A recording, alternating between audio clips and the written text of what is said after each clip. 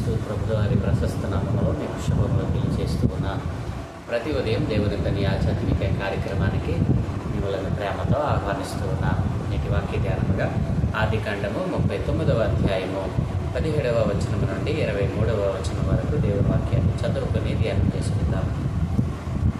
అప్పుడు ఆమె తన భర్తతో ఈ మాటల చొప్పున చెప్పాను, నీవు మన యొద్దకు తెచ్చిన ఆ హెబ్రీ దాసుడు నన్ను ఎగతాళి చేయటకు నా యొద్దకు వచ్చాను. నేను బిగ్గరగా కేక వేసినప్పుడు వాడు తన వస్త్రము నా దగ్గర విడిచిపెట్టి తప్పించుకుని బయటికి పారిపోయాను అనేను. కాబట్టి అతని యజమానుడు, ఇట్లు నీ దాసుడు నన్ను చేసేనని తన భార్య తనతో చెప్పిన మాటలు విన్నప్పుడు కోపముతో మండిపడి అతనిని పట్టుకొని రాజు ఖైదీలు బంధింపబడి చెరసాలలో వేయించాను. అతడక్కడ చెరసాలలో ఉండెను. అయితే యెహోవా యోసేపునకు తోడయుండి అతని యందు కనికరపడి అతని మీద ఆ చెరసాల యొక్క అధిపతికి కటాక్షము కలుగునట్లు చేశాను. చెరసాల అధిపతి ఆ చెరసాలలో ఉన్న ఖైదీలనందరినీ యోసేపు చేతికి అప్పగించాను. వారు అక్కడ ఏమి చేసిరో అదంతయు అతడే చేయించువాడు. యెహోవా అతనికి తోడయుండెను కనుక ఆ చెరసాల అధిపతి అతని చేతికి అప్పగింపబడిన దేని గురించి విచారణ చేయక ఉండెను. అతడు చేయనది యావత్తు యెహోవా సఫలమగునట్లు చేశాను. ఆమె ప్రభునందు ప్రియ దేవుని పిల్లలారా, చదవబడిన లేఖనము నిమిత్తమే ప్రార్థన చేద్దాం. మమ్మల్ని మిక్కిలిగా ప్రేమించిన మా ప్రియ తండ్రి, గొప్ప దేవానికి వందనాలయ్యా. ఏ మంచి లేని మా బ్రతుకులలో మరొక నూతన దినాన్ని దయచేసినందుకే స్తోత్రాలు తండ్రి. ఈ ఉదయ కాలము మేము ధ్యానం చేయడం కొరకు చదువుకున్న ఈ లేఖన భాగాన్ని మా కొరకు దీవించండి. ఈ లేఖన భాగంలో నుండి కొన్ని ఆత్మీయ పాఠాలు మీరే మాకు బోధించి నేర్పించమని యేసయ్య పరిశుద్ధ నామమున ప్రార్థించి వేడుకుంటున్నాము తండ్రి. ఆమేన్. ప్రభునందు ప్రియ దేవుని జనాంగమా, ఈరోజు మనం ధ్యానం చేయడం కొరకు చదువుకున్న భాగంలో మరి నిన్నటి దినాన పోతిఫరు భార్య యోసేపు మీద కన్ను వేసి యోసేపును మరి బలత్కరించినట్లుగా ఆ కారణాన్ని బట్టి యోసేపు తన బట్టను సహితము ఆమె చేతులు విడిచిపెట్టి మరి బయటికి పారిపోయినట్లుగా, మరి తర్వాత ఆమె అతని మీద నేరారోపణ చేసినట్లుగా మనం నిన్నటి దినాన మరి ధ్యానం చేశాం.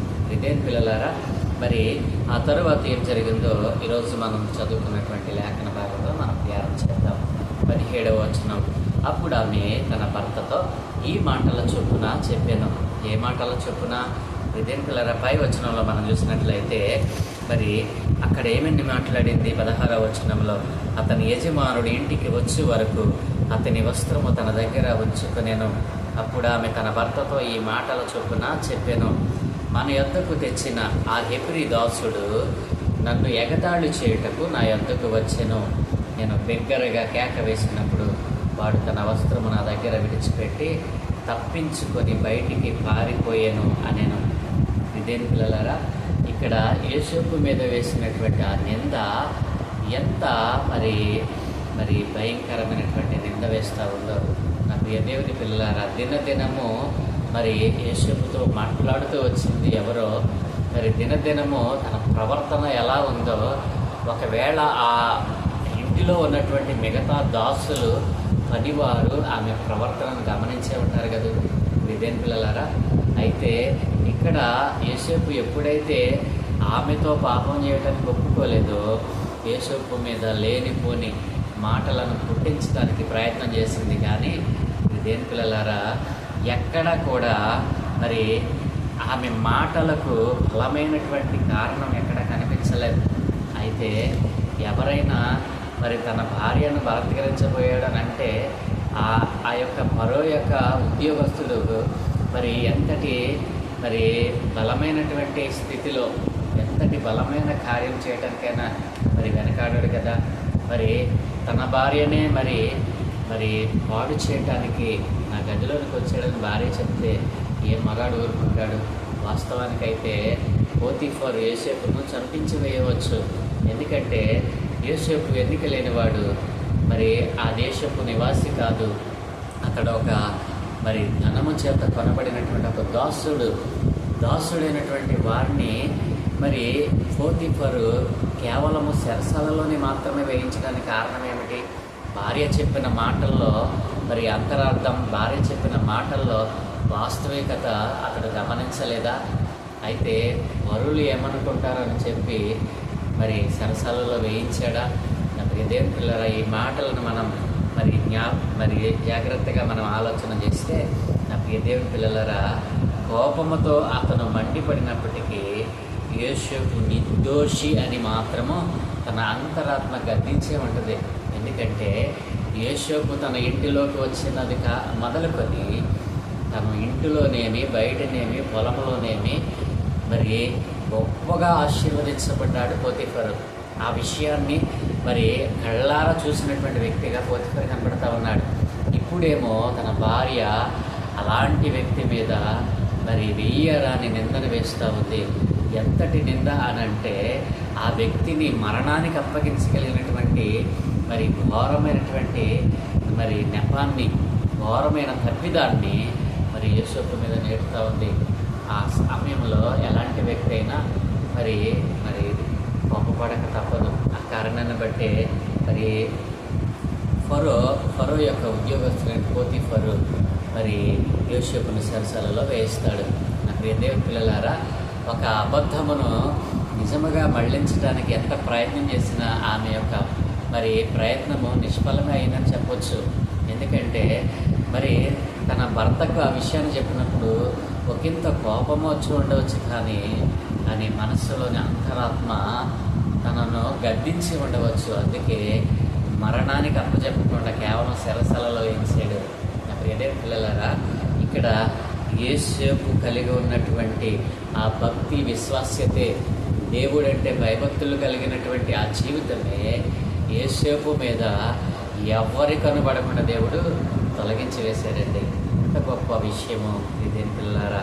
మరి ఇక మనం చూసినట్లయితే మరి ఈ రీతిగా మరి ఎవరైనా లోకరీతిగా మనం అలా పాపం చేసినప్పుడు, ఒక అధికారి భార్యను మనము ఈ రీతిగా బలత్కరించాము అని చెప్పి మన మీద అబండము వచ్చినప్పుడు, నెపము వేసినప్పుడు మనం తప్పించబడతామా? ఈ రోజుల్లో అయితే మనం చూస్తే వెంటనే వాడికి ఉన్న అధికారాలన్నిటిని ఉపయోగించి వాడిని ఏమేమి చేయాలో అది చేసేవాడే. కానీ యోసేపు యొక్క భక్తి, విశ్వాస్యత, యోసేపు యొక్క సమర్థత, ఏ పని అప్పచెప్పితే ఆ పనిలో అతను చూపేటువంటి మరి ఆ సంపూర్ణమైనటువంటి సమర్థవంతమైనటువంటి ఆ యొక్క పనిని ఎరిగినటువంటి మరి పోతీఫరు కేవలము రాజు ఖైదీలు బంధించేటువంటి సరసాల్లో మాత్రమే వేయిస్తాడు.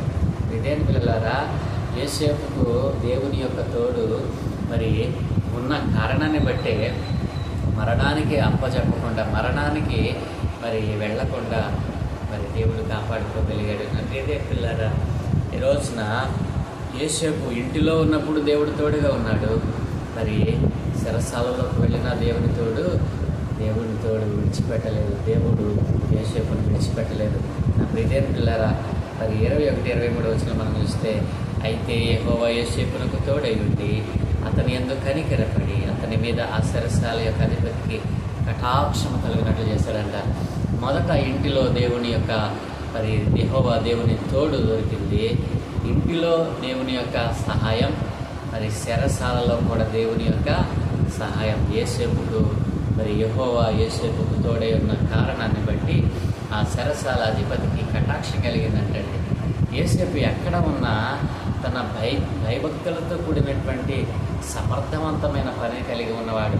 మరి ఎక్కడ ఉన్నా తన కంటిని, తన మరి చూపును కాపాడుకున్నవాడు. తన యవన కాలాన్ని, యవన బలాన్ని కాపాడుకున్నటువంటి వ్యక్తి.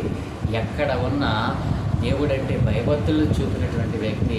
నా ప్రియదేవుని పిల్లరా, ఇలాంటి వ్యక్తులు ఎక్కడ ఉంటారో అక్కడ వారిని ప్రత్యేకముగా ఎవ్వరూ గుర్తించనక్కర్లా. ఎవరు పడితే ఎవరైనా గుర్తించగలరు అట్లాంటి వారిని. నా ప్రియదేవుని పిల్లరా, ఆ కారణాన్ని బట్టి దేవుడే మరి అతని యందు కనికరపడేటట్లు చేశాడంట చెరసాల అధిపతికి. చెరసాల అధిపతి ఏం చేశాడో తెలుసా? ఇక్కడేమో పోతీఫరు తన ఇంటి మీద ఉన్నటువంటి సంస్థ మీద అధికారిగా నియమిస్తే, చెరసాలలో ఉన్న ఆ అధికారి ఏం చేశాడో తెలుసా? ఆ చెరసాలలో తనతో పాటు ఉన్నటువంటి ఖైదీలందరినీ ఈడి చేతికి అప్పగించాడంట.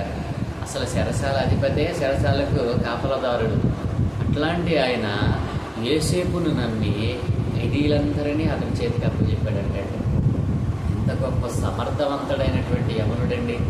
సమర్థవంతుడైన మరి భయభక్తులు కలిగినటువంటి వ్యక్తి ఒక పని అప్పచెప్తే దానిని ఎంత చాకచక్యంగా, ఎంత ఒబిడియంట్గా, ఎంత మరి క్రమ పద్ధతిలో చేస్తూ ఉన్నాడో. యోసేపు యొక్క మరి విశ్వాస జీవితము ఎంత ఉన్నతమైనదిగా అని ఇక్కడ కనబడుతుందో నా ప్రియ దేవుని పిల్లలు మనం ఆలోచన చేయొచ్చు. యోసేపుకు దేవుడు ఎక్కడ తోడై ఉన్నాడంటే, యోసేపు ఇంటిలోనూ తోడే ఉన్నాడు, చెరసాలలో కూడా దేవుడు తోడు మరి యోసేపు పొందుకోగలిగాడు. కేవలము కారణం ఏమిటండి? నా ప్రియ దేవుని పిల్లలారా, యోసేపు ఏది చేస్తే దాన్ని యెహోవాయే సఫలమగునట్లుగా దానిని ఆశీర్వదిస్తూ వచ్చాడు. నా ప్రియ దేవుని పిల్లలారా, యోసేపు ఎక్కడ నిలబడితే అక్కడ దేవుని యొక్క సహాయము, దేవుని యొక్క ప్రసన్నత అక్కడ కనిపిస్తూ వస్తూ ఉంది. నా ప్రియ దేవుని పిల్లలారా, నీవు రక్షణ పొంది ఎంతకాలమైంది? నీ పిల్లలు మరి దేవునికి అంటుకట్టబడినటువంటి వారిగా బ్రతుకుతూ ఉన్నారా? యవనస్తులైన మీ పిల్లలు దేవునికి విధేయులుగా బ్రతుకుతూ ఉన్నారా? దేవుడంటే భయభక్తులు నేర్పుతూ ఉన్నావా? నీ పిల్లలు దేవుని యందు భయభక్తులు కలిగి ఉన్నారా లేదో నీవు గమనిస్తూ ఉన్నావా? లోకముతో స్నేహం చేస్తూ ఉన్నారేమో జాగ్రత్త. యోసేపు జీవితము మీ పిల్లలకు, మీ యవనులకు ఎంతో ఆదర్శప్రాయం. యోసేపు ఎక్కడ నిలవబడితే అక్కడ దేవుని ప్రత్యక్షత, దేవుని ప్రసన్నత ప్రత్యక్షమైంది. ఈరోజు మీ పిల్లలు ఎక్కడ నిలబడుతూ ఉన్నారో, ఏమి చూస్తూ ఉన్నారో, వేటితో సహవాసం చేస్తూ ఉన్నారో, మీ జీవితంలో ఎప్పుడైనా వారిని గమనించావా? మీ పిల్లలను ఒకంట కనపడుతూ ఉండాలి. ఈ లోకము పాడైపోయింది. ఇప్పుడు ఉన్నటువంటి పరిస్థితులు మన పిల్లలు ఈజీగా మరి దేవుని మార్గాన్ని తప్పి తిరగటానికి మరి వారికి మార్గాలు తెరిచి ఉన్నాయి. అలాంటి మార్గాలలో వారు పడిపోయారేమో, అలాంటి పాపపు ఊబిలో వారు కూరుకుపోతూ ఉన్నారేమో, లోక సంబంధమైన విషయాల మీద మనసు పెట్టి వారు మనసులను నొప్పించుకుంటూ ఉన్నారేమో. మరి ఈ జీవితం ఎందుకు, నేను చనిపోతాను, నేను ఇక బ్రతకకూడదు అనేటువంటి ఆ దుష్ట సంబంధమైన ఆలోచనలు పిల్లల్లో వస్తూ ఉన్నాయేమో. యోసేపు జీవితాన్ని మీరు క్షుణ్ణంగా మరి ధ్యానం చేసి, యోసేపు జీవితంలో ఉన్నటువంటి ఆ భక్తి, విశ్వాస్యత, భయభక్తులతో కూడినటువంటి ఆ భక్తిని సమర్థవంతంగా ఎలా పనిచేయాలో, ఎలా దేవుని మీద ఆధారపడాలో, దేవుని ప్రత్యక్షతను మరి ఎలా పొందుకోవాలో యేసు జీవితంలో వారు వివరించినట్లయితే వారు ఎప్పటికీ కూడా దారి తొలగరు. యేసును ఆశీర్వదించిన దేవుడు ఈరోజు మిమ్మలను, మీ పిల్లలను, మీ యవనస్తులను దేవుడు దీవించున్నాయి ఉన్నాడు. యేసు ఎక్కడ నిలబడితే అక్కడ దేవుని ప్రత్యక్షతను మరి సంపాదించుకున్నాడండి. అలాంటి భయభక్తులతో కూడినటువంటి విశ్వాస్యత మీ పిల్లలకు నేర్పిస్తూ ఉన్నారా? ప్రియ దేవుని జనంగమా, యోసేపు మరి ఎక్కడ నిలబెడితే అక్కడ యెహోవాయే అతడు చేసే పనులన్నిటినీ సఫలం చేస్తూ వచ్చాడంటండి. ఎంత ఇష్టడైతే, ఎంత భయభక్తులు చూపితే యోసేపు, దేవుడే మరి ఆయన చేసిన ప్రతి పనిని కూడా సఫలం చేస్తూ వచ్చాడు. ఇదే పిల్లరా, నీవు చేస్తున్న పనిలో నీకు మరి సరి అయినటువంటి గుర్తింపు, సరి అయినటువంటి మరి రికగ్నిషన్ నీకు రావటం లేదేమో. ఈరోజు యేసేపు జీవితాన్ని ముందు పెట్టుకో, నీ జీవితాన్ని సరి చేసుకో. దేవుడు మరి యేసేపును ఇంటిలోనూ దీవించాడు, మరి చెరసాలలో కూడా దీవించాడు. ఈ రోజున నిన్ను కూడా ఇంటిలోనూ దీవించగలడు. ఒకవేళ నీవు చేయని తప్పుకు, ఒకవేళ నీవు చెరసాలలో బంధించబడితే, నీవు జైలు పాలైతే అక్కడ కూడా దేవుడు నీకు తోడై ఉంటాడు. ఇంటిలో దీవించిన దేవుడే చెరసాలలో కూడా నేను దీవిస్తాడని నమ్మితే మరి ఆ సర్వాధికారి అయినటువంటి దేవుడిని కలిగి ఉన్న నీవు నీ భక్తి విశ్వాస్యతను ఒకసారి నీవు పరిశీలన చేసుకో, కొలత వేసుకో. నీ విశ్వాస్యము, నీ భక్తి దేవునిలో ఎంత పరిమాణంలో నీవు కలిగి ఉన్నావో. నా ప్రియదేవుని పిల్లరా, ఇక్కడ మరి యేసేపు జీవితంలో నుండి యవన బిడ్డలకు అనేక విషయాలు తెలియచేయండి. వారి జీవితంలో యేసేపు కలిగి ఉన్నటువంటి భయభక్తులు నేర్పండి. దేవుడంటే భయమును, మరి బైబిల్ గ్రంథాన్ని చదివేటువంటి ఆ యొక్క అలవాటును వారికి చిన్నప్పటి నుండి మరి యవన కాలం అందే వారు దేవుడికి ఉపయోగపడే పాత్రలుగా మలచే బాధ్యత ప్రతి తల్లిదండ్రుల మీద ఉన్నది కదా. మరి అలాగున మీరు ప్రయత్నిస్తారు కదా. అనేక మంది యవన బిడ్డలను మరి దేవుడు లేకునుగాక తన సువార్త పనిలో ఒక బలమైన పాత్రలుగా యవన బిడ్డలను ప్రతి యవన పురుషుని, స్త్రీని దేవుడు తన కొరకు ఉపయోగించుకున్నగాక. దేవుడి ఈ మాటలను అన్నింటిలో దీవించునుగాక. ఆమె ప్రభునందు ప్రియదేవులారా, నిన్న వాక్యం నిమిత్తమై ప్రార్థన చేద్దాం. దయగలిగిన తండ్రి, కృపగలిగిన దేవ, ఈ ఘనమైన ఉన్నత నామానికి స్తోత్రాలయ్యా. తండ్రి, యేసేపు ఇంటిలో ఉన్నప్పుడు కూడా నీ ప్రత్యక్షతను పొందుకున్నాడు. చెరసాలలో ఉన్న నీ ప్రత్యక్షతను పొందుకున్నాడు. ఎందుకో తెలుసా అయ్యా? ఇదిగో ఎందుకో మీరు సవివరంగా తెలియచేశారు నాయన. యథార్థమైన భక్తి విశ్వాసతను మీ అందు కనపరిచిన కారణాన్ని బట్టే, ప్రతి విషయంలో మిమ్మల్ని ముందుంచిన కారణాన్ని బట్టే, పాపానికి ముందు మిమ్మల్ని ఉంచాడు నాయన, చెడిపోవటానికి ముందు మిమ్మల్ని ఉంచాడు నాయన. అయ్యా ఇదిగో పాపము తనను మింగివేయటానికి ముందు అయ్యా మిమ్మల్ని దించగలిగినటువంటి భక్తిని విశ్వాసతను యేసేపు సంపాదించుకోగలిగాడు. అలాంటి భక్తి విశ్వాసత మా యవన పిల్లలకు మీరు దయచేయమని అయ్యా. ఎందరో తొట్టిల్లిపోతున్నవారు అయ్యా, యవన బిడ్డలు తమ యవన జీవితాన్ని అయ్యా ఇదిగో లోక సంబంధమైన వాటితో అంశములతో అయినా కలేపుచ్చి వారి జీవితాలను చాలిస్తూ నాకు నాయన అట్లాంటి యవన ఆత్మలన్నిటిని మీరు రక్షించండి. ఈ సేవా పరిచర్యలో ఈ నైనా స్వార్థ పనుల వారిని ఒక బలమైన పనిముట్లుగా వాడుకోమని, రానున్న దినాలు అనేక మంది యవన బిడ్డలను లేపి అయా నీ సత్య స్వార్థను నీ నైనా నీ నామమును ప్రకటించేవారిగా లేపమని అయినా వేడుకుంటూ ఉన్నాం నైనా. ఇదిగో తండ్రి, ఈరోజు మేము చేయగలిగితే మీకు దృష్టి ఉంచండి. ఈ యువతల బాబులను గ్రహించండి. మీరే మహిమగత ప్రభావాలు పొందుకోమని యేసయ్య పరిశుద్ధ నామమున ప్రార్థించి వేడుకుంటూ ఉన్నాను తండ్రి.